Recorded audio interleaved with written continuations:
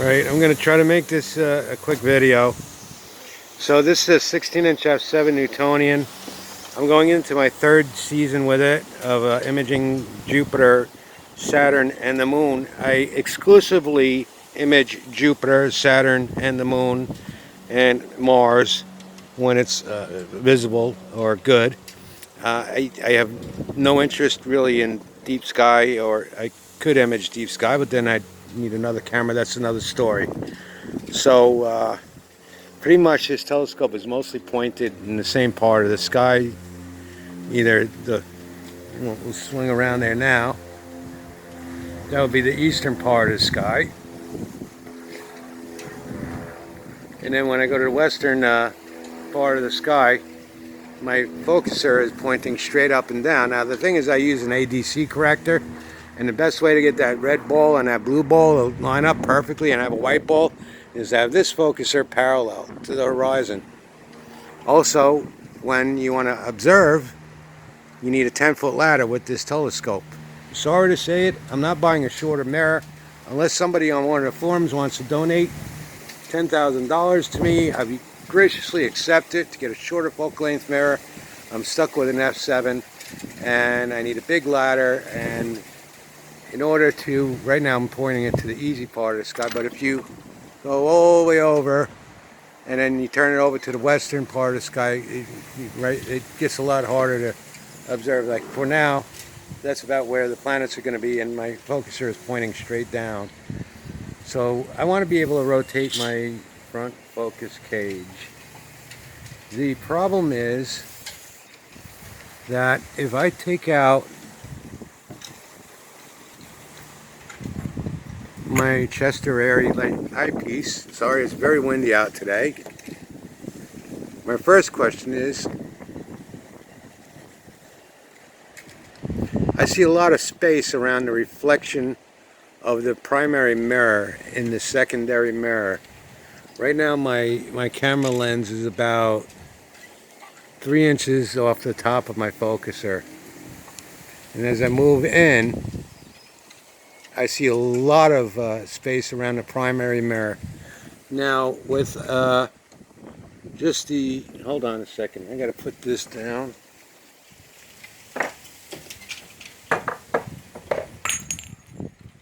I dropped it on the floor, that's good. Alright, when I'm imaging with my ASI 290 camera alone with no Barlow, and if I want to get a full resolution image of the moon, I have to rack the focuser in all the way. And when it's racked in all the way, I got a lot of space around the primary mirror. With the 2x Barlow, I have to be out about that far, about a half inch. And I'm guessing with the ADC corrector, it's going to have to be out a little bit more, about right there.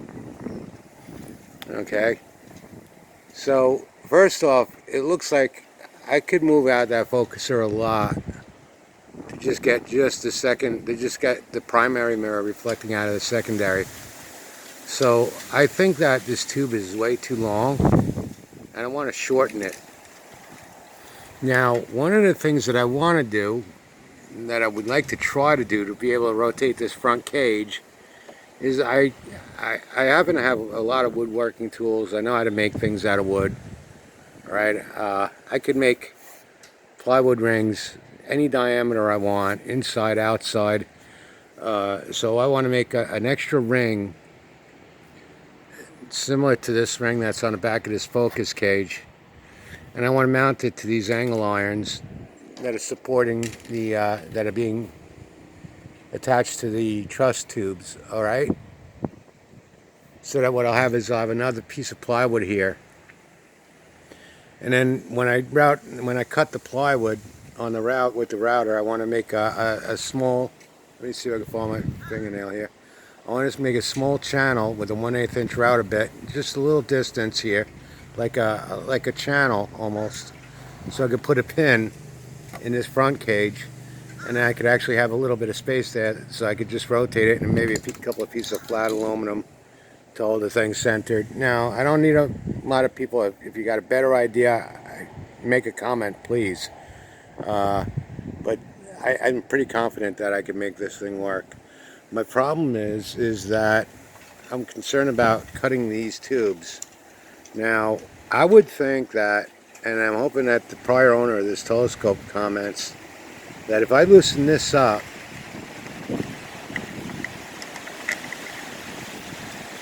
I should be able to pop this off easy. And there's a lot of tension here. There's a tremendous amount of tension on these truss tubes. And what I did was I came up with an idea. It's going to have to be worked on. It's going to have to, I'll leave this off to show you my idea. I got to cut this piece of aluminum a little bit shorter, and I didn't center my hole well enough. Even though I scribed a mark and center punched it. So what I basically want to do is I want to make a hole here for the 1/4 volt where it's holding, where it's being bolted onto the bracket, and have a guide so that I could drill each hole exactly center in the tubing, the same exact distance back, so that hopefully when I get done with drilling all 8 tubes, then I'll have 8 tubes exactly the same distance back, and I won't have to manipulate anything. See, I'm guessing that's why this is all cocked like this, and he's got a pin here. So I'm afraid to start drilling holes and shortening these tubes, and I'm just wondering, what do you guys that have truss tubes do when you want to take apart your telescope? Because I got to fight to get this off. I got to take apart each one of these until I get one that, if I unscrew this knob, that it comes off. Yeah, that's not going anywhere. There's tension on it from somewhere.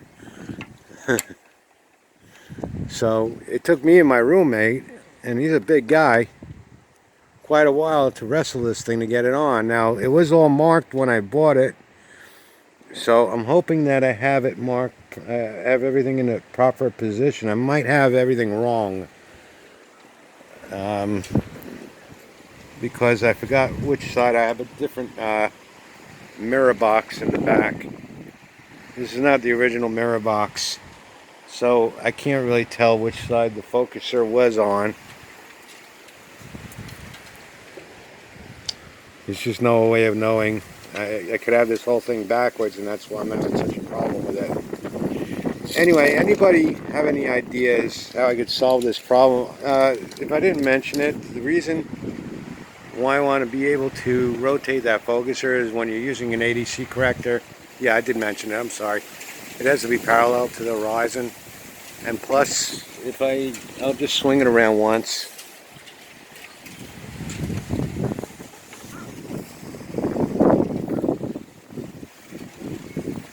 I'll give you a good example. Last night I wanted to do a, ooh, don't point at the sun with this thing. Last night I wanted to look at Sirius with my 13mm and check out the collimation and an eyepiece, and I couldn't because the focus is pointing straight up at the sky. And I don't have a 10-foot ladder, I have to get a new one. So if I could rotate that tube, then I could place that tube parallel to the horizon and just probably reach the focus at on an 8-foot ladder. But anyway, that would make my life a lot easier. And I know somebody's going to make a comment. I do have a set of 16-inch, or not 16, I'm sorry, 20-inch mounting rings. That's my Miracell. That's my homemade 18-point Miracell. I have my aluminum rockers here. This one bent a little bit. I don't know why. I don't know if that happened when I was putting the mirror in and I didn't notice it because I had it in a Dob Miracell. So there's another piece of plywood behind it. I'm just noticing that now, so I might want to take that mirror out and reset it in the cell. Let's see, anything else that I missed? Any questions that I wanted to ask? Already I'm getting dust on my primary. That's about it. All I want to know is, why is there so much tension on these? I marked them. I did that when I took it apart the last time. I just sprayed some spray paint on them with my airbrush. No, the optics weren't in. But that's it. I think that these two should be coming in and out, going in and out easy. And I just want to be able to put an extra plate of plywood here, an extra ring, and be able to rotate the cage. It would be nice if I could make it all out of 1/4 inch thick aluminum plate, but again, I'm a poor person. I'm unemployed. I'm doing this by on a shoestring budget. So anyone want to make a donation, it would be appreciated. So that's it. Thanks for watching.